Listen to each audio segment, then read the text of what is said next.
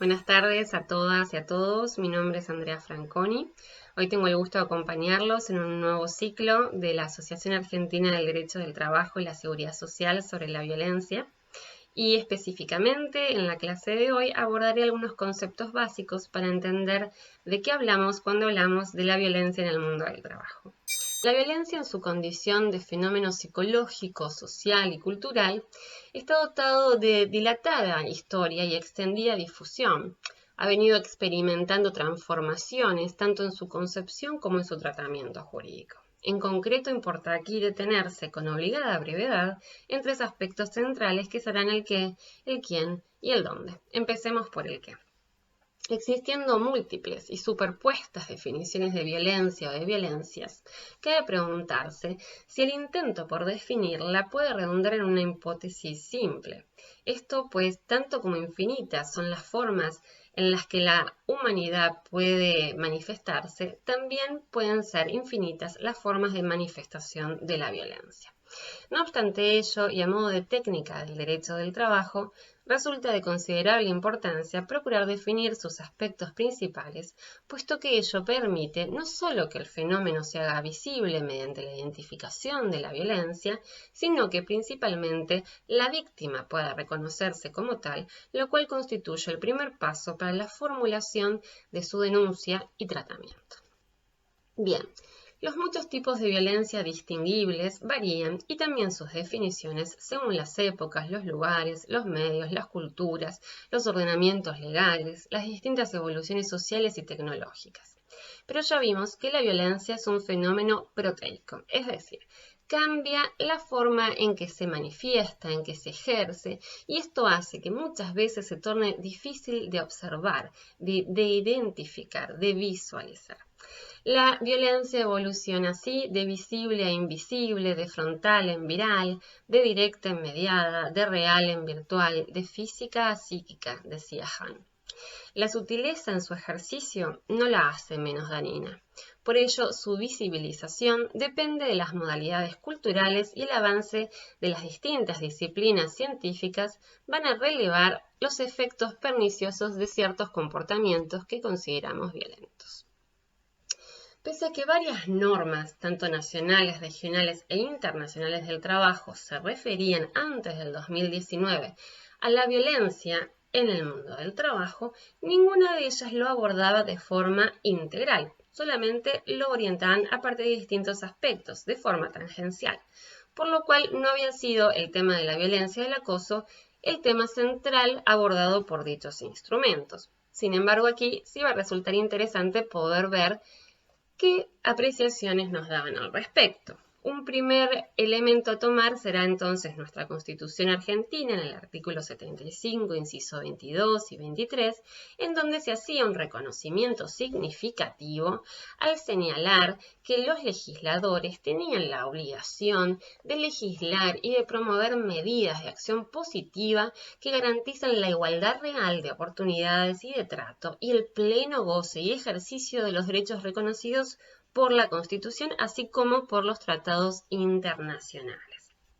También teníamos dentro de nuestros ordenamientos, a nivel regional, la Convención Interamericana para prevenir, sancionar y erradicar la violencia contra las mujeres, Convención Belén do Pará, que fue adoptada en 1994 y ratificada por la Argentina en el año 2009. En base a esta Convención Interamericana se redactó la Ley 26.485 de Protección Integral para prevenir, sancionar y erradicar la violencia contra las mujeres en Argentina. Y de esta ley es muy importante destacar el artículo 4, en donde se da una primera definición de la violencia contra las mujeres. Y habla justamente que se entiende por violencia contra las mujeres toda conducta, toda acción, toda omisión que de manera directa o indirecta, tanto en el ámbito público como privado, y basada en una relación desigual de poder, esto es muy importante, afecte la vida, la libertad, la seguridad personal de las mujeres y también la dignidad, la integridad física, psicológica, sexual, económica o patrimonial. Y estaban comprendidas aquellas que estaban perpetuadas desde el Estado o por sus agentes. Se consideraba además violencia indirecta a los efectos de esa ley a toda conducta, acción u omisión, disposición o criterio o práctica discriminatoria que ponga a la mujer en desventaja con respecto al varón. Asimismo, en sus artículos quintos y sextos nos daban nuevas vertientes de análisis. Por ejemplo, en el artículo quinto mencionaba como una manifestación violenta la limitación o el control de los ingresos de las mujeres, así como la percepción de un salario menor por igual tarea dentro de un mismo trabajo. Por su parte, el artículo sexto, inciso C, hablaba de la violencia laboral contra las mujeres, entendiéndola como aquella que discrimina a las mujeres en los ámbitos de trabajo, ya sea públicos o privados, y que obstaculiza su acceso al empleo, la contratación, el ascenso, la estabilidad o permanencia en el mismo, y exigen requisitos sobre el estado civil, la maternidad, la edad, la apariencia física, la realización de un test de embarazo. Entendía que también es violencia contra las mujeres en el ámbito laboral el quebrantar el derecho de igual remuneración por igual tarea o función, y se incluía el hostigamiento psicológico en forma sistemática sobre una determinada trabajadora con el fin de lograr su exclusión laboral. Vamos a ver cómo algunos de estos conceptos, si bien fueron muy importantes y valiosos en esa época, ahora han sido valorados y ampliados a la luz del convenio 190. Se entienden entonces también superados. Bien, otra concepción de violencia importante a entender es lo que llamamos violencia de género. Por violencia de género vamos a entender que no solamente abarca a las mujeres, sino que también se refiere a otros colectivos que no se ajustan a las heteronormas de conductas impuestas por la sociedad. Por ejemplo, el colectivo LGTBIQ o más, en donde distintos colectivos no se identifican con los roles y estereotipos tradicionales de género y por lo cual pueden estar expuestos en mayor medida a padecer situaciones de violencia o acoso. Hecha esta aclaración, es de aclarar que el colectivo femenino, tanto mujeres como niñas, son las más proclives a sufrir cualquier tipo de violencia o acoso, por lo cual se hace principal hincapié en las situaciones en las que ellas puedan estar involucradas. Y en este marco de violencia de género y específicamente contra la mujer, es de vital importancia la Convención para la Eliminación de toda forma de discriminación contra las mujeres, la CEDAW, y específicamente la Recomendación 19 del Comité para la Eliminación de la Discriminación contra la Mujer, que define a la violencia basada en el sexo como aquella que está dirigida contra la mujer porque es mujer o que la afecta de forma desproporcionada. Este concepto luego fue utilizado también en el Convenio 190, pero con un mayor ámbito, en relación a la definición de la violencia de género dada. Volviendo a la Recomendación 19, esta agregaba que la violencia incluye actos que infligen daños o sufrimientos de índole física, mental o sexual, amenazas de cometer tales actos, coacción y otras formas de privación de la libertad con inclusión del hostigamiento sexual. Otras definiciones similares se pueden encontrar en el Convenio del Consejo de Europa sobre prevención y lucha contra la violencia contra las mujeres y la violencia doméstica, que es el Convenio de Estambul, así como, ya mencionamos previamente, en la Convención de Belén de do Pará. Otra figura interesante es lo que se denomina o denominada acoso laboral. El acoso laboral, conocido asimismo como acoso moral, es muy frecuentemente asociado con el término inglés mobbing, que viene de acosar, hostigar, acorralar en grupo. Es tanto la acción del hostigador o de los hostigadores conducente a producir un miedo o terror en el trabajador afectado hacia su lugar de trabajo, como el efecto o la enfermedad que produce en ese trabajador. Esta persona o grupos de personas reciben a la violencia psicológica injustificada a través de actos negativos y hostiles en el trabajo, ya sea por parte de sus compañeros o subalternos, que es lo que se denomina mobbing vertical, que puede ser ascendente cuando es de los trabajadores hacia el jefe, descendente cuando es del jefe a los trabajadores, o entre sus propios compañeros, que será el denominado mobbing horizontal. También hay un móvil muy interesante que es el denominado oblicuo, que es cuando se involucra a terceros, que pueden ser clientes, contratistas, etc.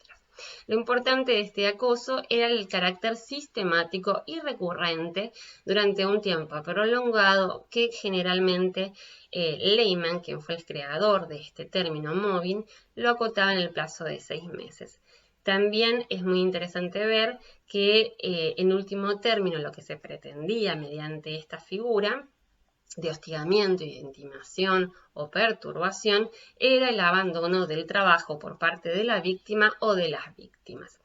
Estos conceptos también vamos a ver que en la actualidad han sido en algún punto superados por la actual definición que otorga el Convenio 190 y la periodicidad que involucra para entender que existe violencia. Bien.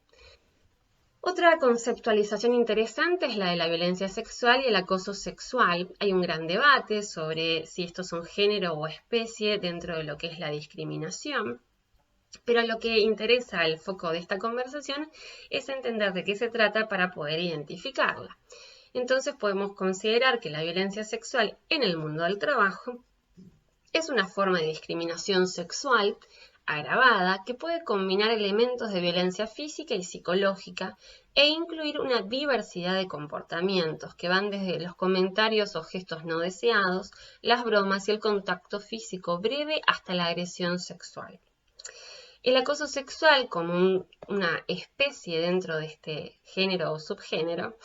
será una forma de violencia sexual que suele clasificarse de dos maneras. Por un lado está el acoso sexual, quid pro quo, también denominado chantaje sexual, que involucra cualquier comportamiento verbal, no verbal o físico o de naturaleza sexual y otros que están basados en el sexo, que afectan a la dignidad de las mujeres o de los hombres, pero que no son deseados, son irrazonables, son ofensivos para el destinatario. El rechazo por parte de la persona o su sumisión a este tipo de comportamiento es utilizado como fundamento para tomar una decisión que va a afectar al trabajo de esa persona.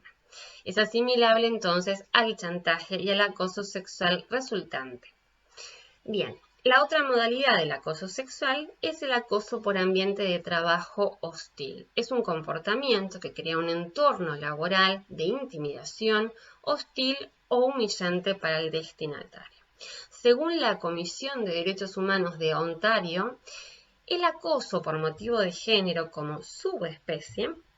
dentro de este acoso sexual es toda conducta que impone y refuerza las normas heterosexuales tradicionales con respecto al sexo y tiene por objeto forzar a las personas a ajustar su comportamiento a los estereotipos sexuales tradicionales.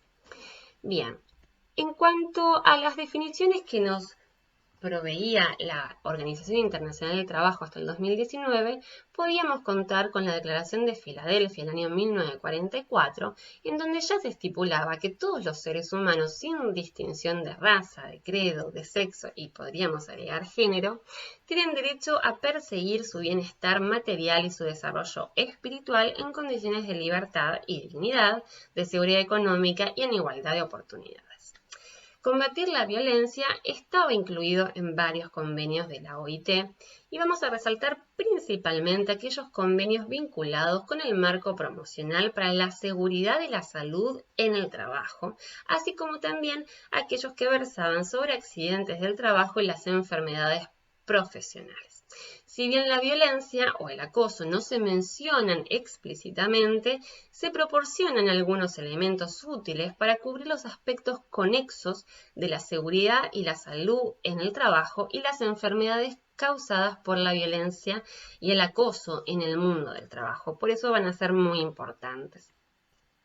Otro elemento interesante será la recomendación número 204 sobre la transición de la economía informal a la economía formal, en donde se requiere que los Estados miembros velen porque las estrategias o planes nacionales de desarrollo incluyan un marco integrado de políticas y en este marco entienden que se debería de abordar la promoción de la igualdad y la eliminación de todas las formas de discriminación y violencia, incluida la violencia de género en el lugar del trabajo. Veamos cómo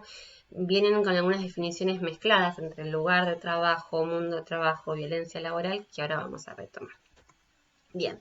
Otras normas de la OIT que ofrecían orientaciones en esta temática son el Convenio número 100 sobre igualdad de la remuneración entre hombres y mujeres, el Convenio 111 sobre discriminación en el empleo y la ocupación, el Convenio 156 sobre responsabilidades familiares. Pero bien, ninguna norma internacional trataba la cuestión específica de la violencia en el trabajo como eje central. Así, la proyección de una nueva norma internacional resultó muy importante para definir el qué, y con estos fines se llevaron a cabo una serie de reuniones, entre ellas una reunión de expertos tripartitas en el año 2016, específicamente en el mes de octubre. Como resultado de esta reunión se sacaron ciertas conclusiones importantes, por ejemplo, que existe un continuo entre la violencia de género y el acoso laboral, y que debe interpretarse como una reproducción de dichas manifestaciones de nivel social por concepciones largamente arraigadas. Además, estas conclusiones abarcaron temas como, por ejemplo, que el rubro de violencia y acoso incluye a un continuo de comportamientos y de prácticas inaceptables, que probablemente se van a traducir en sufrimientos o en daños físicos, psicológicos o sexuales, por lo cual consideraban que era necesario prestar particular atención a la violencia de género. Por otro lado, se entendió que la violencia del acoso puede manifestarse de forma horizontal y vertical y proceder de fuentes internas y externas, incluidos los clientes y otras terceras partes, las autoridades públicas también en el sector público o bien en el sector privado, en la economía formal y en la economía informal. Por otro lado, se entendió que la manifestación de la violencia y el acoso puede ser un evento puntual o recurrente. La naturaleza y el impacto de dicha conducta son criterios fundamentales para determinar si la misma puede calificarse en violencia y acoso. Acá vemos cómo ya se estaba superando el criterio de repetición y periodicidad que requería la conceptualización y la configuración de moving previamente señalado. Entonces, el objetivo principal que resalta en la reunión de expertos del 2016 es el reconocimiento del principio de tolerancia cero. La violencia y el acoso no deberían considerarse parte del trabajo como sucede con demasiada frecuencia en el caso, por ejemplo, de docentes, trabajadores de la salud, del transporte, entre otros. Por último, esta reunión tuvo como conclusión entender una definición más abarcativa de mundo de trabajo, puesto que entiende que no solo abarca el lugar del trabajo físico tradicional, sino también el trayecto hacia y desde el trabajo, los eventos sociales relacionados con el trabajo, los espacios públicos, también para los trabajadores de la economía informal, tales como los vendedores ambulantes, y el hogar, en particular para las trabajadoras a domicilio, los trabajadores domésticos y los teletrabajadores. Por último, se abordó el tema de la violencia doméstica y otras formas de violencia de acoso que son pertinentes para el mundo del trabajo, por entender que éstas tienen un impacto en el lugar del trabajo y por lo cual va a ser fundamental su tratamiento para mitigar sus consecuencias perjudiciales en dicho ámbito. Se resaltó que los trabajadores, en particular las mujeres, están en riesgo cuando se espera que presten servicios sexuales o que sean objetos de acoso a cambio de conseguir un trabajo o una promoción con el fin de mantener un empleo o para acceder a su salario. Acá se retoman entonces algunos conceptos que vimos antes del acoso sexual quid pro quo con las características que ya describimos. Finalmente, el convenio 190 da una definición amplia y abarcativa, tiene un enfoque práctico. Ahora bien, veamos concretamente, luego de esta evolución del qué, cuál es el concepto dado por el convenio 190. Y da un concepto muy amplio, como mencionábamos previamente, puesto que define por violencia a todo un conjunto de comportamientos y de prácticas inaceptables. Asimismo, se van a abarcar dentro de este conjunto de comportamientos no solamente a las prácticas inaceptables, pero también a las amenazas de tales comportamientos y prácticas, ya sea que se manifiesten una sola vez o de manera repetitiva. Acá volvemos a la ampliación del concepto de moving. La periodicidad ya no es exigida porque una sola vez es suficiente para constituir un comportamiento violento. Y otro dato interesante, exige que tenga por objeto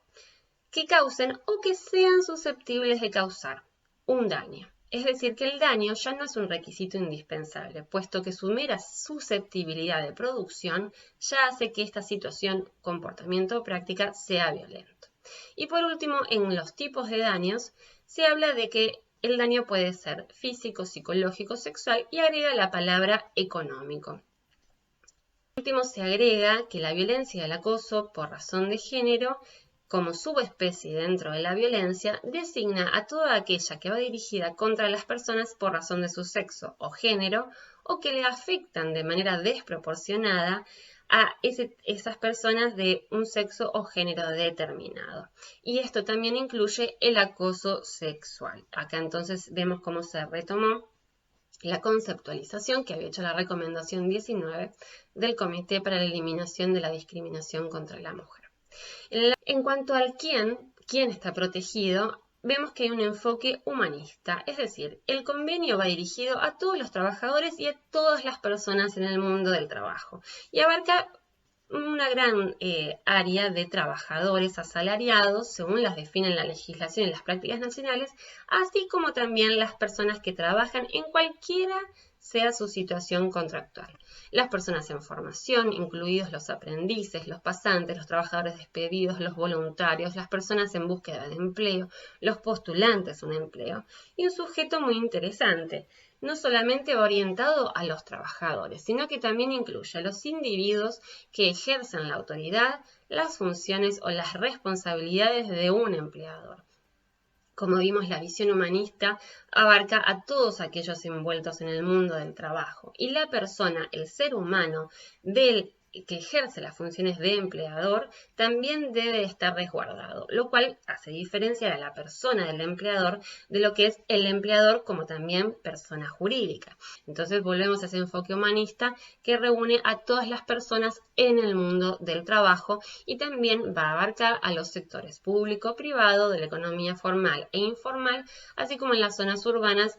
o rurales. Un enfoque complementario de este artículo segundo en cuanto al quién está en su artículo cuarto, puesto que se exige que en la realización de este enfoque inclusivo e integrado se tengan en cuenta las consideraciones de género y también a la violencia y el acoso que impliquen a terceros. Y esto es muy interesante porque los terceros pueden ser perpetuadores y también pueden ser víctimas. Como perpetuadores está el caso de los contratistas, de los clientes, de aquellos con los que uno interactúa que no son parte del trabajo, pero que pueden producir una violencia o un acoso en sus distintas variables. Pero también el trabajador puede producir daños a otros terceros implicados, como en el caso de las personas en situaciones vulnerables en el sistema sanitario y aquellos ejecutores del servicio sanitario que se abusan de dicha situación, que fue denunciado por distintos gremios durante las reuniones llevadas a cabo para la sanción del convenio 190. Bueno, finalmente llegamos a el dónde puede sufrirse y hemos experimentado una evolución del concepto porque partimos hablando de la violencia laboral, que en general se refiere a aquella inherente a la relación desigual entre empleador y trabajador y la hiposuficiencia innata que posee el trabajador que lo pone en una situación de especial vulnerabilidad frente al empleador y sus poderes. Pero entendimos a lo largo de este desarrollo que este concepto dejaba fuera otras situaciones que involucraban ya sea a sus propios compañeros de trabajo o bien a los terceros. Entonces empezamos a hablar de la violencia en el lugar del trabajo. Pero este lugar parecía circunscribirse a un lugar físico, a la fábrica, a la empresa, y dejaba fuera otras situaciones en donde también podían padecerse acoso o violencia, tales como los trabajos realizados por plataformas digitales o bien otros lugares físicos que no es el lugar tradicional de trabajo, como pueden ser los lugares de capacitaciones, de eventos sociales o los traslados realizados en función del trabajo. Por eso se adopta un concepto aún más amplio y abarcativo, que es la violencia en el mundo del trabajo, y esta violencia en el mundo del trabajo está definida en el artículo 3 del Convenio 190,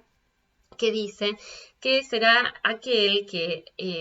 es aquella violencia o acoso que ocurre durante el trabajo, en relación con el trabajo o como resultado del mismo. Este es un primer apartado que nos da un marco general de entendimiento de qué es el mundo del trabajo, para después dar una definición que no está definido si es taxativo o enumerativo, pero que pareciera ser meramente enunciativo en este sentido, puesto que da algunos ejemplos, ya sea el lugar del trabajo, que incluye los espacios públicos o privados cuando son lugar de trabajo. También abarca los lugares donde se paga al trabajador, donde éste toma su descanso, donde come, donde se utilizan las instalaciones sanitarias de aseo, los vestuarios. Abarca los desplazamientos, los viajes, los eventos, las actividades sociales de formación que están relacionadas con el trabajo. Y algo muy interesante, las comunicaciones relacionadas con el trabajo, incluidas las que son realizadas por medio de las TICs, las tecnologías de la información y de la comunicación.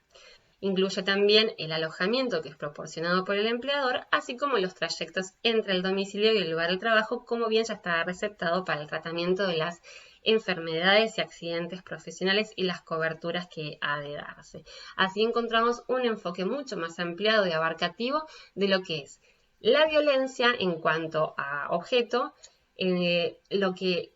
es el sujeto, de quién puede padecerla, quién puede sufrirla y dónde pueden producirse estas situaciones dentro de este concepto más abarcativo del mundo del trabajo. Bien, espero que con esto podamos llegar a ciertas conclusiones en cuanto a este enfoque humanista de la violencia y el acoso en el mundo del trabajo, la necesidad de reivindicar la ciudadanía en la empresa de los trabajadores y esos llamados derechos de primera generación, civiles, políticos, que habían sido largamente alcanzados por las personas y que parecían haber sido olvidados, siendo dejados fuera del ordenamiento empresarial cuando se producía la incorporación de sus trabajadores, pero que ahora vienen a reivindicarse y a recordarse que la persona no deja de ser tal por el mero hecho de incorporarse a una organización empresarial ajena. Esta reivindicación de la ciudadanía en la empresa está nítidamente plasmada dentro del Convenio 190 y de las actuales definiciones de la violencia y el acoso en el mundo del trabajo, con el precepto que debemos destacar y sostener de tolerancia cero frente a las mismas para alcanzar un verdadero trabajo decente de conformidad con los objetivos de desarrollo sostenibles planteados también por esta Agenda 2030 de las Naciones Unidas. Espero que esto haya sido de utilidad para todas y todos ustedes. Muchas gracias